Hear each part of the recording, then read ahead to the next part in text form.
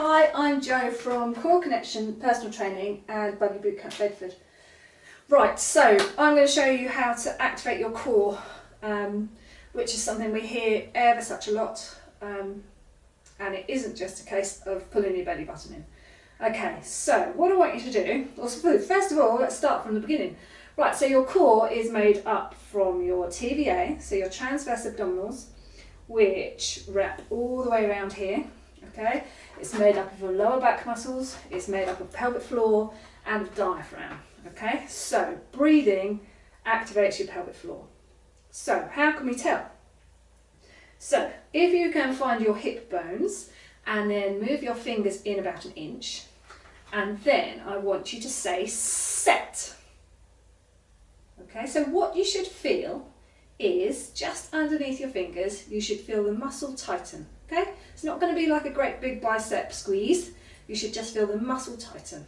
Okay, okay, let's do it again. So set. Right, so now we want to increase that feeling. All right, we want to make sure that it's our core is working all the way around. Okay, so we're going to say set, and then we're going to breathe in, and then you're going to blow out, lift pelvic floor. So as you lift pelvic floor, you should feel this really tighten between your hip bones and flatten. Okay, so while you're here, just make sure that your knees are soft, chest is up, okay, standing nice and tall. Okay, so let's go again. So find your hip bones in about an inch, set, and then big blow out, big lift to pelvic floor. Okay, so test yourself, see what your pelvic floor does without you actively lifting. Okay, so does your core work automatically? All right, so set. Okay, everything should pull in. So did pelvic floor work on its own? Did you get a little lift? You're not going to get as big a lift as if you do it consciously.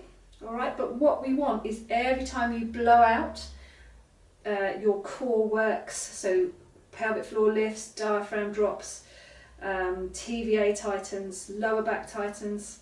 So let's see what else is working. Okay, so put your hand, just wrap your hand around your body. Okay, and again set. Okay, so you might not feel too much there, and then blow out, lift pelvic floor. What can you feel? Okay, can you feel the sheeted muscle tightening all the way around? Can you feel lower back muscles tightening? Okay, so is it working?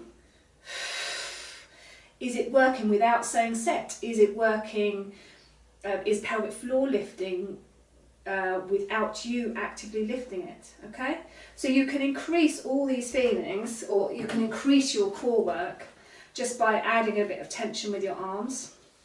Okay, so this is quite a good way a good thing to use. So a little mini band around your hands, thumbs are tucked in. Okay, so set, and then big blow out, big lift to pelvic floor, and pull the band apart. Okay, and again try it without lifting pelvic floor. See, make sure your pelvic floor lifts on its own.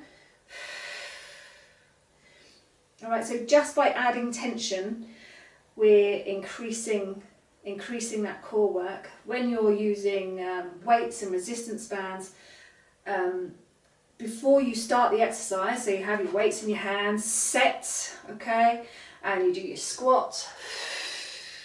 All right, as soon as you're blowing out, lifting pelvic floor, because you've got something in your hands, if you're lifting a load or you're pulling, we want our core to be working, but that helps our core to work. So as soon as we're pulling, this is quite a good one as well. Okay, so we're going to do a tricep push down. So set, big blow out, and we're just creating tension. Yes, we're working our arms, but our core is working as well.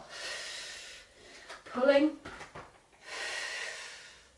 So we can make our core work using that breath, and ideally our pelvic floor is working on its own. So yes, that is how to activate your core. All right, now you know.